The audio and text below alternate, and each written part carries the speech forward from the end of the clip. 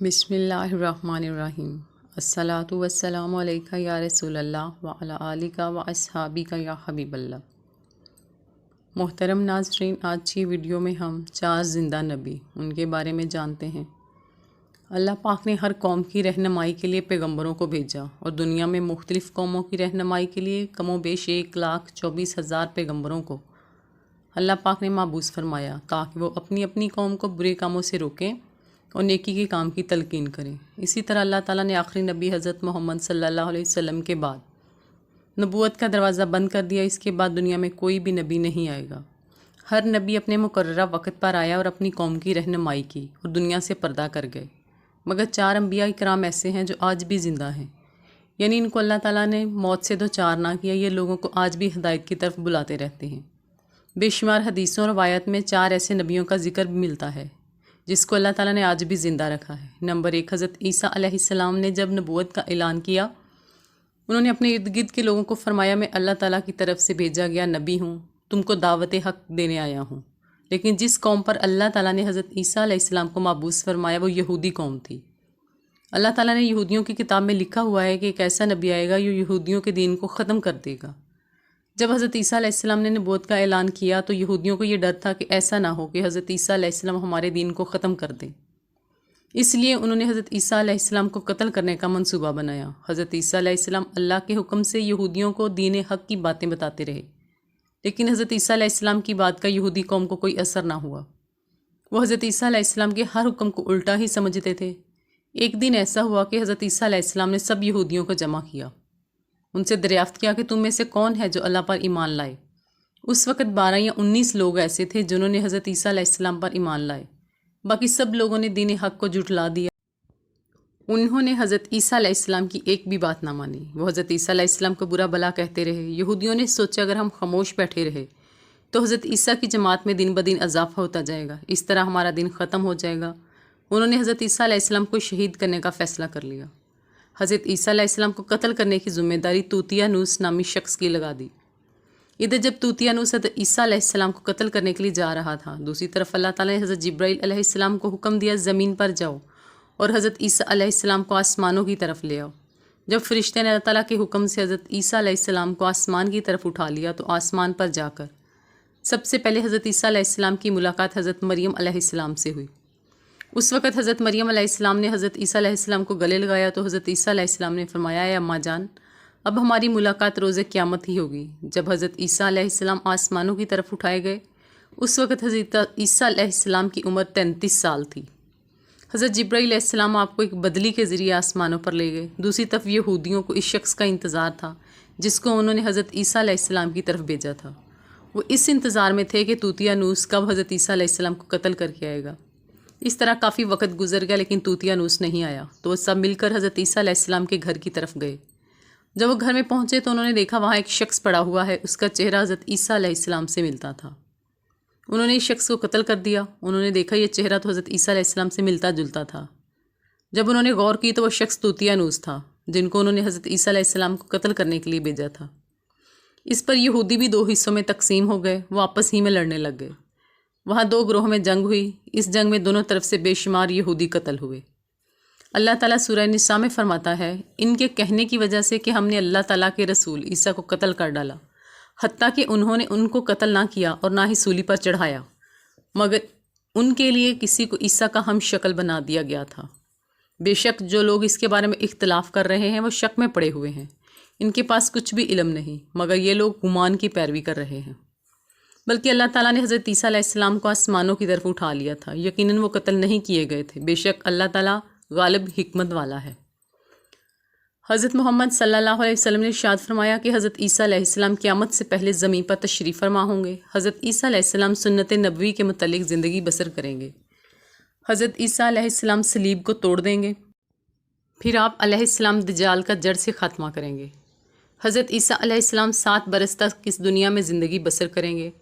آپ علیہ السلام اللہ تعالیٰ کے دین کو عام کریں گے۔ جو لوگ یہ کہتے ہیں کہ حضرت عیسیٰ علیہ السلام قتل ہو گئے یا پھر سولی پر لٹکائے گئے، وہ دین اسلام سے خارج ہیں اور کفر کر رہے ہیں۔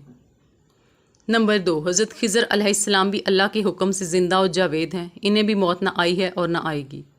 ایک روایت میں آتا ہے کہ ایک دفعہ حضرت محمد صلی اللہ علیہ وآلہ وسلم اپنے صحابہ اکرام کو حضرت خضر علیہ السلام کا قصہ سنایا۔ آپ صلی اللہ علیہ وسلم نے فرمایا، حضرت خضر علیہ السلام کے باپ ایک بادشاہ تھے جو حضرت خضر علیہ السلام کو اپنی بادشاہت سے نوازنا چاہتا تھا، لیکن حضرت خضر کو اپنے باپ کی سلطنت پسند نہ آئی، اس لیے انہوں نے اپنے باپ کی سلطنت کو ٹھکرا دیا تھا۔ آپ علیہ السلام جنگلوں اور سمندر کی طرف چلے گئے، یہاں آپ کو کوئی ڈھونڈ نہ سکے۔ اس دوران آپ علیہ السلام کا گزر ایک آب حیات سے چشمے سے ہوا۔ جب آپ علیہ السلام نے اس چشمے کا پانی پیا تو آپ علیہ السلام تاحیات زندہ رہنے میں کامیاب ہو گئے۔ حضرت انس رضی اللہ تعالیٰ عنہ بیان کرتے ہیں کہ جب اللہ تعالیٰ کے نبی صلی اللہ علیہ وآلہ وسلم کا وصال ہوا تھا تو وہاں ایک شخص آیا جو نبی اکرم صلی اللہ علیہ وسلم کی میت کے پاس آ گیا۔ اس وقت تو اس شخص نے کچھ پڑھا اور واپس چلا گیا۔ اس کے جانے کے بعد سب صحابہ کرام نے آپس میں ایک دوسرے سے معلوم کیا یہ شخص کون تھا، کسی نے بھی کوئی جواب نہ دیا۔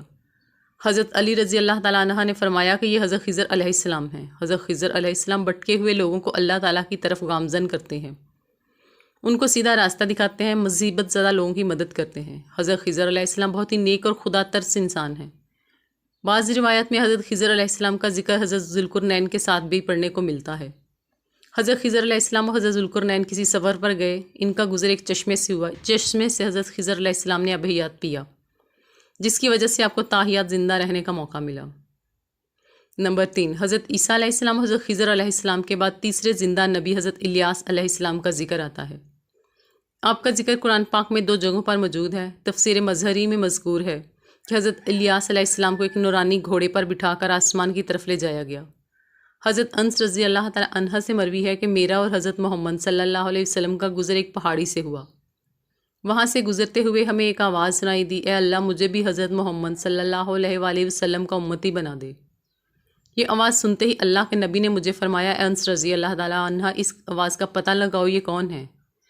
حضرت انس رضی اللہ تعالیٰ عنہ فرماتے ہیں، میں جب اس پہاڑی کے اندر گیا تو کیا دیکھتا ہوں ایک سفید پوش بزرگ اللہ کی عبادت میں مشغول تھے۔ جب انہوں نے مجھے دیکھا اور کہا، اے بندے تو محمد صلی اللہ علیہ وسلم کا صحابی ہے؟ حضرت انس نے کہا ہاں۔ اس بندے نے کہا، میرا سلام حضرت محمد صلی اللہ علیہ وسلم کو پہنچا دو اور محمد صلی اللہ علیہ وسلم سے عرض کرنا کہ حضرت الیاس علیہ السلام آپ کو ملنا چاہتے ہیں۔ میں نے واپس آ کر حضرت الیاس کا پیغام دیا تو آپ مجھے ساتھ لے کر وہاں چلے گئے۔ حضرت الیاس علیہ السلام کے پاس پہنچے تو میں پیچھے ہٹ گیا۔ حضرت محمد صلی اللہ علیہ وسلم اور حضرت الیاس علیہ السلام کافی دیر تک آپس میں بات چیت کرتے رہے۔ اللہ کی طرف سے آسمان سے کھانا نازل ہوا تو حضرت محمد صلی اللہ علیہ وسلم نے مجھے بھی پاس بلا لیا۔ ہم تینوں نے مل کر کھانا کھایا۔ جب کھانا ختم ہوا تو میں نے دیکھا ایک سفید پرندہ آسمان سے نیچے کی طرف آ رہا ہے۔